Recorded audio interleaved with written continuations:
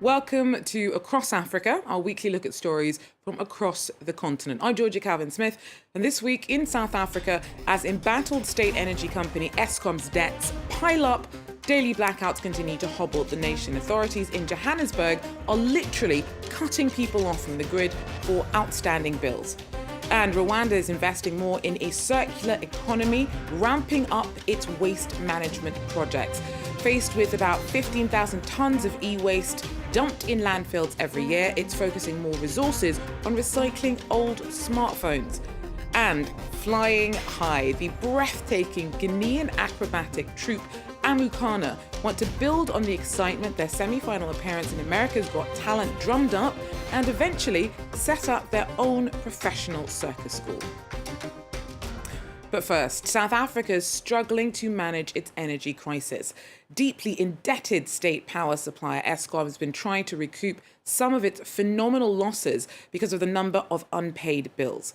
The city of Johannesburg owes the national electricity company almost 4 billion rand. And officials are now raiding homes, literally cutting people off from the grid. Our correspondents report. Every morning, Johannesburg City Power workers prepare for a day of debt collecting. Unpaid electricity bills amount to millions of rand. And the last one for the day is number 32, Wanderer Street. The customer is owing 9 million. We audit, then that's when we can disconnect. Police escort the team to the central business district, which generates the majority of unpaid bills. Officers in this building have racked up about 500,000 euros in outstanding debts. It's been illegally reconnected to Eskom's grid, so City Power is now manually cutting off their power supply for good with a huge pair of pliers.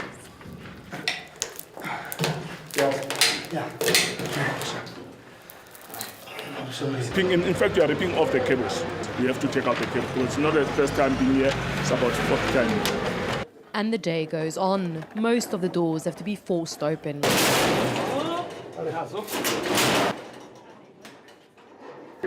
Here, the building managers try to negotiate a reprieve with no luck.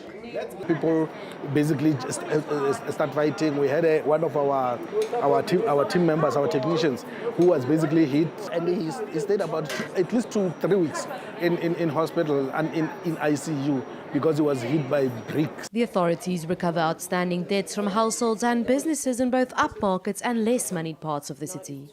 We do have prominent businesses. We do have even prominent government departments. I mean, last month we cut off the Gauteng treasury within the city of Johannesburg. They were owing 26 million rands, but they've since paid.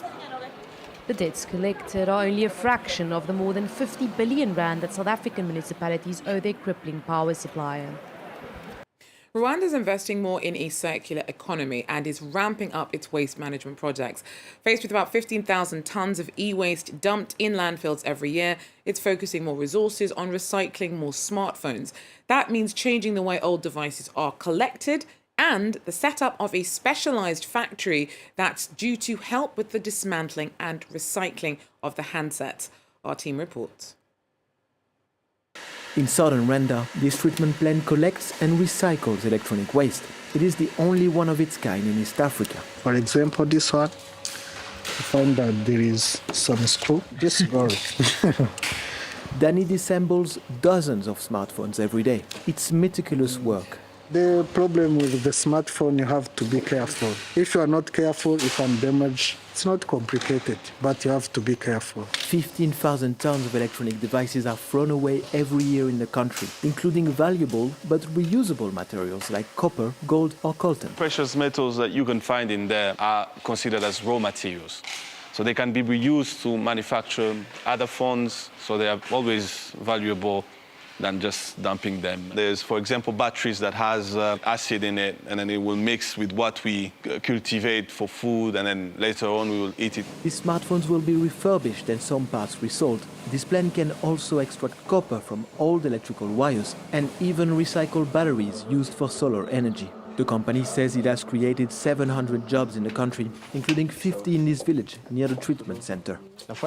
I was finally able to pay for the children's education and even buy 3 plots of land here, thanks to my salary. I'm telling you, my life has really changed. Rwanda is moving towards a digital economy and is reducing import taxes on some devices. The shift means it's more important than ever to change the way waste is managed. We are keeping doing the awareness so that people can at least understand the harmful contained in those gadgets so that they can bring them to the waste collection. Only 3,000 tons of electronic waste are currently recycled. The hope is that the plant will eventually process 10,000 tons of e-waste a year. Drought in parts of Kenya have seen a species of bird called the red-billed quelea descend upon rice crops as the grass that they usually eat grows increasingly scarce. Authorities have responded by spraying crops with a bird poison that is also toxic to humans.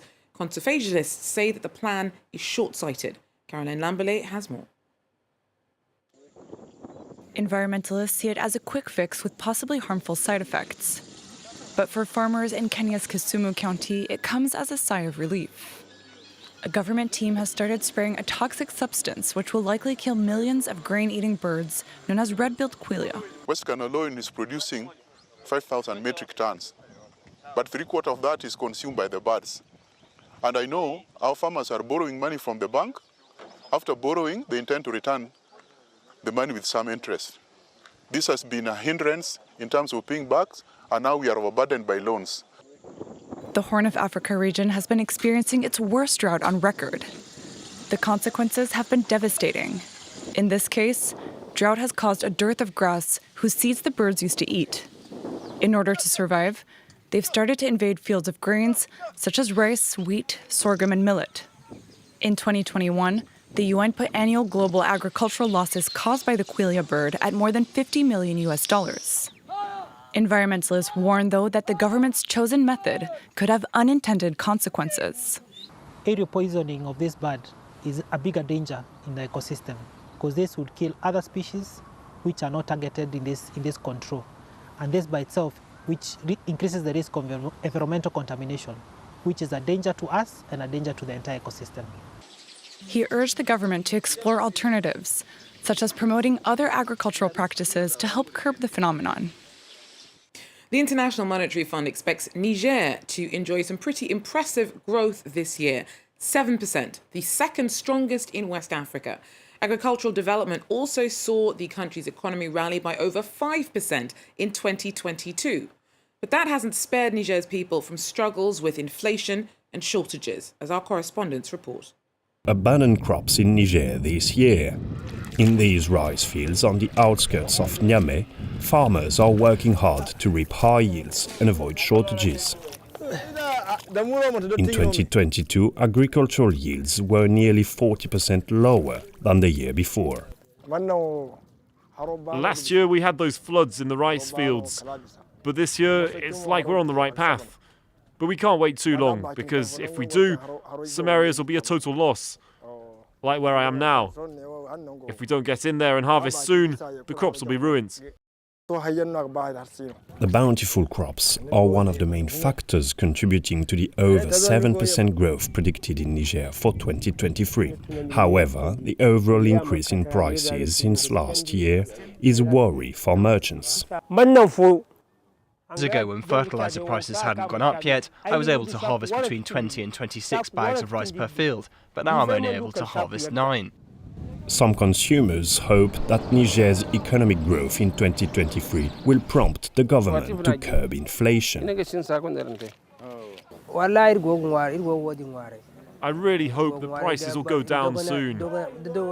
If farmers are better supported, then prices will drop, and consumers will benefit from it. No new anti-inflation measures have been announced yet. The government plans to use the economic gains to invest in education with a focus on rural areas. The government has plans to replace the temporary schools with more permanent structures. The initiative begins at the end of last year. This will bring substantial changes to rural communities. Growth has not yet translated to reducing the cost of living for Nigerians. The pressures sparked widespread protests in late 2022. A Guinean acrobatic troupe called Amoukana that wowed audiences when they made it through to the semi-finals of America's Got Talent last year are trying to build on the excitement that their appearance in the competition whipped up. They are still delighting audiences with street performances in Conakry, but have their hearts set on creating their own circus school. Our correspondents report. The stars of Amoukana circus are regularly seen training in the street. These self-taught acrobats have been honing their craft since 2017 in the more deprived areas of Conakry. Mamadou Lamrana left school very young, but found his calling with the troupe. I'd seen people doing it before and thought it was magic, or witchcraft, or something else. But over time I got used to it. They organised training for me and my friends by the sea, and from that moment onwards I started working with them. I saw that it wasn't a question of magic, it's just about hard work. This is my life now. Thanks to this job, I travel all over the world. Having reached the semi-finals of America's Got Talent, this group now performs regular international shows. At the beginning, you don't earn anything and it's very hard. But eventually, when you reach a certain level, you can win contracts and earn money. It takes time to train young members, but the passing on of skills is central to the troupe's ethos. They have already trained about 100 young people and dream of building a circus school. Mabinti is 7 and already learning the ropes. As soon as school is over, I run here to train. I've seen that all of those who do this work travel to Europe and America. This is why I want to learn. Amoukana circus is now well known in Guinea. In their home neighbourhood of Matam, they are heroes. These young people have really come a long way, considering that they've made all of Guinea proud. We too are proud of them. They represent the Guinean youth all over the world. Amoukana hope to build on their success and take their skills global with more international performances. Well, that's it for Across Africa. Thanks for joining us. Do so again. Till then, take care.